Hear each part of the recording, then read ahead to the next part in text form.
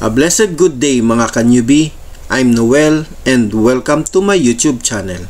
In today's video tutorial, I will share to you how to turn your blurred images to high definition image. But before we start, if you are new here in my YouTube channel or not yet subscribed, please don't forget to like, subscribe, and hit the bell button icon for updated weekly educational video tutorials. Now, let's start.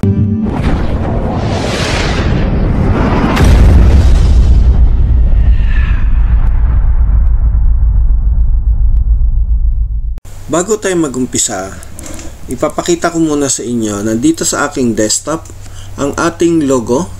Okay, logo ng school, ng Binmali School of Fisheries, na blurred ang image niya. Pag inopen natin siya, ito ang logo natin. So, blurred ang logo, then i-convert natin or ta-transform natin ang blurred na logo into high definition logo. Okay, so, after natin may transform, ida-download natin siya or isi-save natin sa ating mga desktop at pwede na natin gamitin. So, kung paano natin gawin yon, usually, ginagamit natin ay Photoshop. Pero sa ngayon, hindi natin gagamitin ang ating Photoshop dahil alam naman natin na hindi lahat marunong sa Photoshop.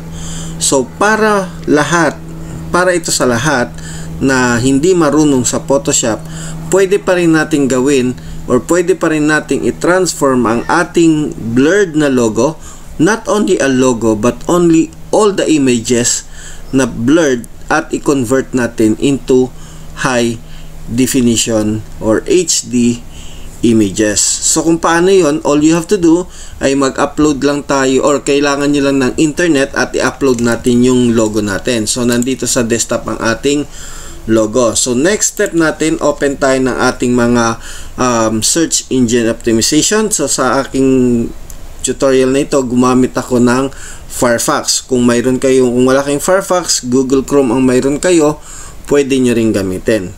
Then next step natin, so i-type natin dito sa search engine natin ang Cutout Spacebar Pro, then Image Enlarger.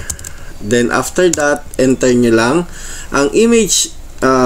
Cutout Pro Image Enhancer is a powerful AI image enhancer to increase resolution without quality loss daw.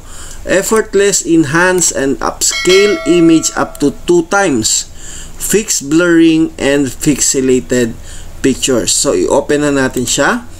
Okay, so AI image enhancer daw siya and image upscaler. So, hindi lang siya na i-enhance but na i-scale pa natin siya. Okay, so kung mapapansin nyo dito sa example niya, dito sa video, sa YouTube video niya, ang example niya is blurred na picture at na-convert natin siya into high definition pictures.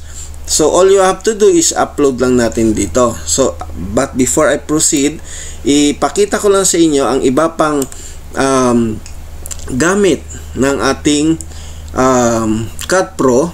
Okay, so sabi niya dito, for photographer pwede rin siya. So AI image upscaler to save much more time for your professional task with one simple click. Then for e-commerce shop naman, mayroon tayong enhancer your image to catch attention, beat your competitors, and impact your conversation rate. Then mayroon din tayong para sa graphics or sa website graphics para ma-enhance natin ang ating mga graphics. Mayroon din tayong for photo prints to convert into higher resolution image that provide premium printing result. Then we have for social media para ma-enhance natin yung mga photos natin. And the real estate, pwede natin to high resolution lalo na, no? And for conversion for cartoon to anime creator. So yan yung mga nagagawa niya. So mayroon tayong fact on how to enhance images and so on and so forth. So balik tayo dito sa taas. Dito natin gagawin ang ating magic. Okay, so i-click lang natin ang upload. Then after that, i-upload natin yung image. So, in this presentation, nasa desktop siya. Then, piliin nyo lang, hanapin nyo sa desktop ko, or saan nyo man sinave, ihanapin nyo yung logo nyo or image nyo. Then, i-click nyo lang siya and click open. Then, after you click that one, after you upload, i-convert na niya ngayon into high resolution, yung low resolution. Kung mapapansin nyo, andito na siya. So, this is a low resolution. Ito yung original natin. And ito yung na-restore niya or na-upgrade niya or kinonvert niya or tin-transform niya into high resolution. So, kung malaki ang pinagkakaiba, yung mga dot sa likod niya, yan, huwag niyong intindihin yan. Ibig sabihin yan, naka-transparent. No? Naka-transparent siya. Then, after that, na ma-convert natin, pwede natin i-download dito. So, may pagpipilian ka kung gusto nyo PNG or JPEG. Okay? So, kung PNG file, download to PNG. Kung JPEG file, JPEG natin. But in this presentation, i-PNG ko lang siya and click download. Then, after nyan, mada-download na ang ating image or logo na ginawa. Okay? So, open natin siya. Then, after nyan, usually, pag nag-download kayo, napupunta yan sa My Downloads. No? So, ito na ngayon yung aking logo na tin-transform. So, kung mapapansin nyo, naging high resolution siya, nadagdagan yung resolution niya, and from previous one, sa original one, nag times 2 or more pa nga ang resolution ng ating image. Okay, ganun lang po kadali paano gamitin itong Cutout Pro Image Enhancer. So, napakadali siya, very friendly, at hindi na kayo mahihirapan na mag-aral ng Photoshop para lang ma-convert into high resolution ang ating mga image or ang ating mga logo. So, napakadaling gawin. So, sa lahat ng sumusuporta sa channel ko, maraming salamat at sana huwag kayong maatubiling patuloy na sumuporta sa channel kong ito. God bless and stay safe. I hope you learned something in my tutorial video.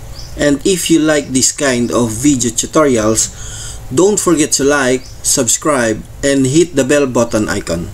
That's it mga ka-newbie. Sana meron na naman akong naibahagi sa inyo na bagong kaalaman, at para sa mga susunod na video tutorial, mag-subscribe to this channel and click the bell button icon para sa mga updated video tutorial. If you have any comment, suggestion, don't hesitate to comment below. See you mga ka-newbie. Hanggang sa muli. God bless and stay safe.